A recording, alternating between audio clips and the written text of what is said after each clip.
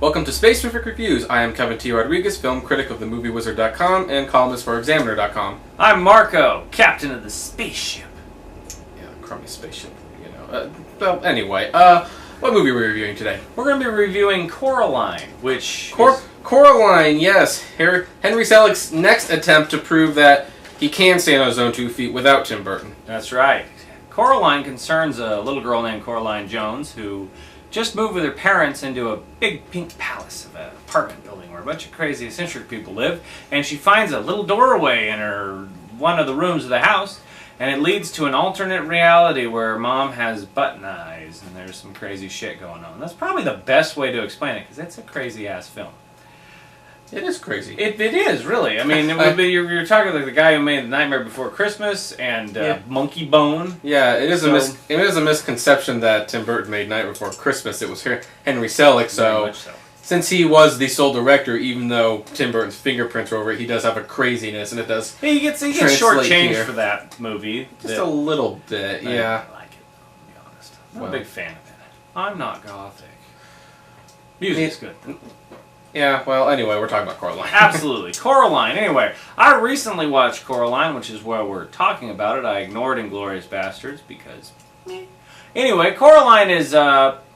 it's an interesting film visually, definitely. I would very easily say that. It's a beautiful... Like, it's stop-motion animation. Yeah, which is a dying art form, it seems. Is, and I'm glad it's around. But this is the same problem that I've had with other films, including the crappy Monkey Bone and other things that Henry Selick has been involved in, which really, I don't know what else it is. I know Nightmare Before Christmas. James and the Giant Peach. Actually, okay, that one I'm not going to really insult. But I have it. It's over here somewhere in VHS. I haven't watched it. But the problem I had with Coraline is that it is very much style over substance. I found that the story itself is pretty easy to understand, but it's buried under this like visuals of what's going on, and it seems to get lost in the mix. And I was able to figure it out, obviously, you know, how it was working. Well, you're an adult, I would hope so. But I don't know if kids would be able to figure it out quite as easily. There are certain elements to it that it's a very creepy film. I don't know how a child appropriate is for little ones. It's not. Not 10 and up. Yeah, probably maybe. Something like that. It's very visually wonderful, but really the story itself was pushed aside to do all these visuals, and I found that to be kind of disappointing because the story it wasn't bad, and it's based on a book, so I'm guessing Neil Gaiman. Right. So I'm thinking probably not a bad book, but I couldn't really tell from the movie. I think what I liked more about it is that Coraline's really not a likable person. No. She's kind of a brat, and she's horrible to her parents. Her parents actually do nothing to warrant... At the same time, her parents aren't really all that great at parents. Well, maybe not, but they're also not doing anything particularly offensive. Yeah. Either. They're only trying to get paid. Yeah, there was a weird element to that. Yeah, so there's stuff, but I think one of the things I like a lot about it is that Coraline essentially gets what she deserves, and so unlike most of these children's films where they kind of sort of learn a lesson, this one she actually has to learn a lesson because she doesn't realize that she actually has it very good. The way I found it, though, was that the actual message of the film, which was essentially something along the lines of, you have family, you have people around you, you should be happy with what you got instead of wishing you had more. I found that to be really shoehorned into the movie by the end of it. Or you could just take it, love people for what you are, or don't be deceived. The third act almost completely makes up for all of that. I didn't like the third act because it worked it into this sort of like mystery solving thing that just jumps out of nowhere, where it's like, oh, all of a sudden you have to find these 3 orbs that have some sort of power to them, that have little child souls in them, and it was like, okay.